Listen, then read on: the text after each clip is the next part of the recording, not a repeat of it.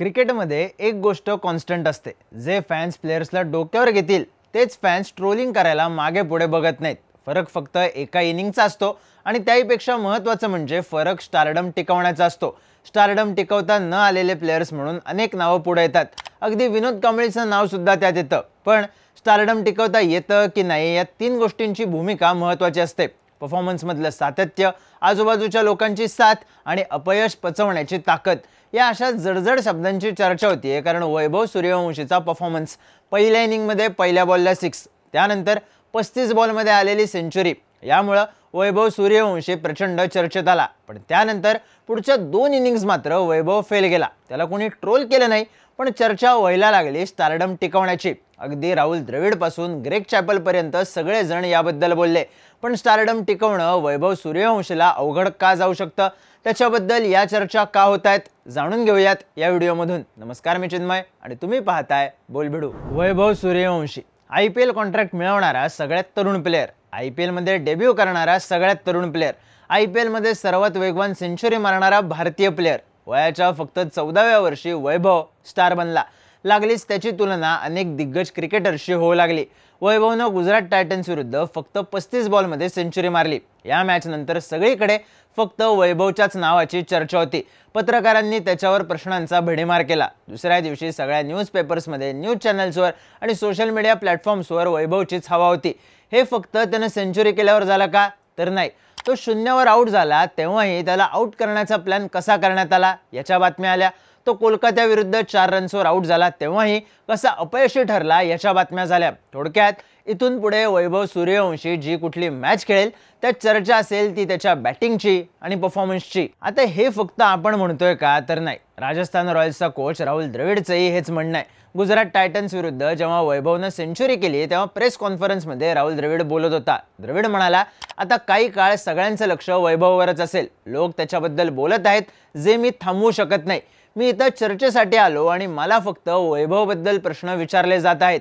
हे त्याच्यासाठी चॅलेंजिंग असेल. मला हे सांगायचंय की त्याच्यावर जास्त लक्ष केंद्रित करू नका. पण तसं होणार नाही हे सुद्धा मला माहीत आहे. त्यामुळे आम्ही त्याला हे सगळं हँडल करण्यासाठी मदत करतोय. भारतात क्रिकेटर असण्याचा हा एक भाग आहे जो कोणालाच टाळता येत नाही. भारतात यापूर्वी असे अनेक प्लेयर झाले ज्यांना कमी वयात प्रचंड स्टारडम मिळालं. ते रातोरात स्टार झाले. त्यांना जागतिक क्रिकेटचा पुढचा मोठा स्टार म्हणण्यात आलं. पण पुढे त्यांना हे स्टारडम टिकवता आलं नाही आणि हे प्लेयर फेल गेले.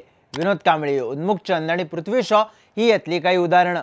पण हेच कमी वयात स्टारडम मिळवून मोठे झालेले प्लेयर सुद्धा भारतात आहेत, ज्यात स्वतः सचिन तेंडुलकर आहे, विराट कोहली आहे, शुभमन गिल आहे, ऋषभ पंत आहे. त्यामुळे वैभव सूर्यवंशीला हा दुसरा मार्ग पकडणं गरजेचं आहे आणि सूर्यवंशी दुसऱ्या मार्गाला जाईल याची काळजी स्वतः राहुल द्रविड घेतोय. IPL मध्ये सेंचुरी मारल्यापासून वैभव सूर्यवंशीचं सगळं आयुष्य बदललंय. तेव्हापासून राजस्थान रॉयल्सचं team management, coach Rahul Dravid, Bihar cricket असोसिएशनचे अध्यक्ष राकेश तिवारी आणि वैभवचे वडील संजीव यांनी वैभवला या सगळ्या गोष्टींपासून प्रोटेक्ट करण्यासाठी पावलं उचलायला सुरुवात केली. बिहार क्रिकेट असोसिएशनच्या एका अधिकाऱ्यानं नाव न सांगण्याच्या अटीवर माध्यमांना सांगितलं की राहुल द्रविड यांनी वैभवला आपल्या मार्गदर्शनाखाली घेतलंय. ते वैभवच्या पालकांशी आणि बिहार क्रिकेट असोसिएशनच्या अध्यक्षांशी बोलले आहेत. वैभवबाबत राहुल द्रविड जो काही सल्ला देतील त्याकडे लक्ष द्या असं वैभवच्या पालकांना सांगण्यात आलंय. वैभवकडे विशेष टॅलेंट आहे. तो त्याच्या फुल पोटेन्शियल पर्यंत पोहोचावा यासाठी त्याला चांगला हेतू असलेल्या लोकांनी मदत करणं गरजेचं आहे. या सगळ्यामध्ये राजस्थान रॉयल्सच्या टीम मॅनेजमेंटचाही मोठा रोल आहे. राजस्थान रॉयल्सनं 14 वर्षांच्या वैभव सूर्यवंशीला मोकळेपणानं खेळता येईल, त्याला कोणत्याही प्रकारच्या दबावापासून दूर राहता येईल असं वातावरण निर्माण करण्याचा प्रयत्न केला. राजस्थान रॉयल्सनं गेल्या वर्षी नोव्हेंबर महिन्यात झालेल्या मेगा ऑक्शनमध्ये वैभवला आपल्या टीममध्ये घेतलं. ऑक्शन नंतर IPL सीझन सुरू होईपर्यंत राजस्थाननं दर महिन्याला 3 ते 4 मिनी कॅम्प आयोजित केले होते. वैभव त्या सगळ्या कॅम्पमध्ये उपस्थित होता. वैभवला सगळ्यांमध्ये मिसळायला वेळ देण्यात आला. त्याचा सिनियर प्लेयर्स सोबत कॉन्टॅक्ट वाढवण्यात आला. त्याला वेगवेगळ्या प्रकारे गायडन्स दिला गेला. पण सगळं फक्त क्रिकेटबद्दलच असणार नाही याची काळजी घेण्यात आली. यात सगळ्यात महत्त्वाचा रोल अर्थातच राहुल द्रविडचा होता. द्रविड भारताच्या अंडर-19 टीमचा कोच असताना त्याने शुभमन गिल, यशस्वी जयस्वाल अशा प्लेयर्सला घडवण्यात मोठी भूमिका निभावली. त्यामुळे जोपर्यंत राहुल द्रविड सोबत आहे तोपर्यंत वैभवला लोड नाही. पण वैभवचं खरं चॅलेंज सुरू होतं ते IPL संपल्यानंतर. IPL नंतर वैभवला NCAच्या अंडर-19 कॅम्पमध्ये जावं लागेल. तिथं तो ऑलरेडी स्टार प्लेअर म्हणून जाणार आहे, पण तिथं राहुल द्रविड त्याच्यासोबत नसेल. अर्थात राहुल द्रविड राजस्थान रॉयल्सचा कोच आहे, वैभवचा पर्सनल कोच नाही. त्यामुळं IPL नंतर वैभव काय करतो हा मुद्दा सगळ्यात महत्त्वाचा आहे. आपल्याकडे स्टारडम टिकवण्यात महत्त्वाची भूमिका असते ती पैशांची. एका इनिंगनं वैभव सूर्यवंशीला स्टार केलं आणि ही त्याची स्टार व्हॅल्यू आपल्यासोबत असावी असं वाटणारे कित्येक लोक आहेत, कित्येक ब्रँड्स आहेत. त्यातही तुमची लोकप्रियता पीकवर असते तेव्हाच हे डील्स मोठ्या प्रमाणात चालून येतात.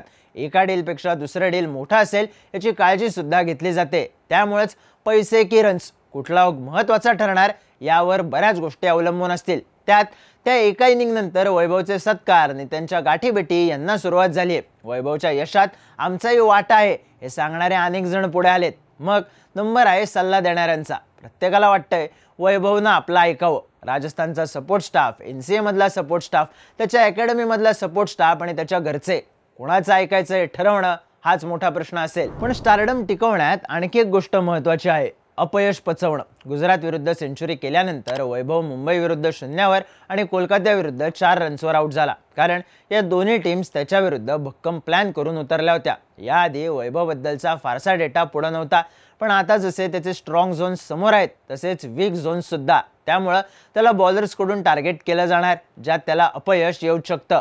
स्टारडम आहे तोवर टीममध्ये जागा आहे, पण अपयश आल्यावर टीममधली जागाही जाऊ शकते. त्यामुळे या अपयशात त्याचं ग्राउंडच्या बाहेरचं वागणं आणि ग्राउंडमधलं खेळणं यावर सगळा खेळ अवलंबून असेल. भारतीय क्रिकेटमध्ये सहसा सेकंड चान्स मिळत नाही, कारण इथं स्पर्धा मोठी आहे. वैभव आत्ता या स्पर्धेत पुढे असला तरी सेटबॅक नंतरही ही जागा पुन्हा मिळवणं हे सगळ्यात मोठं आव्हान असेल. वैभव सूर्यवंशीला खूप कमी वयात प्रचंड अटेन्शन मिळालंय. एवढ्या कमी वयात अशा प्रकारचं यश मिळवणारे अनेक जण पुढे जाऊन हे यश टिकवू शकले नाहीत, हा इतिहास राहिलाय. आता वैभव सोबत हे होऊ नये म्हणून त्याला द्रविडची साथ आहे, पण तरीही वैभवसाठी स्टारडम टिकवणं अवघड असेल.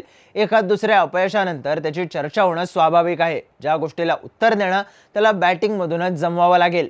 100, 0, 4 नंतर 20 आला काय किंवा 70 आला काय, टिकून राहणं महत्त्वाचं. कारण युवराज सिंगनं सांगून ठेवलंय, जब तक बल्ला चल रहा है ठाठ है. वैभवच्या यशाबद्दलच्या तुमच्या प्रतिक्रिया कमेंट्समध्ये नक्की सांगा आणि IPL बद्दलचे इंटरेस्टिंग व्हिडिओज पाहण्यासाठी बोलबिडूच्या YouTube चॅनलला सबस्क्राईब करायला विसरू नका.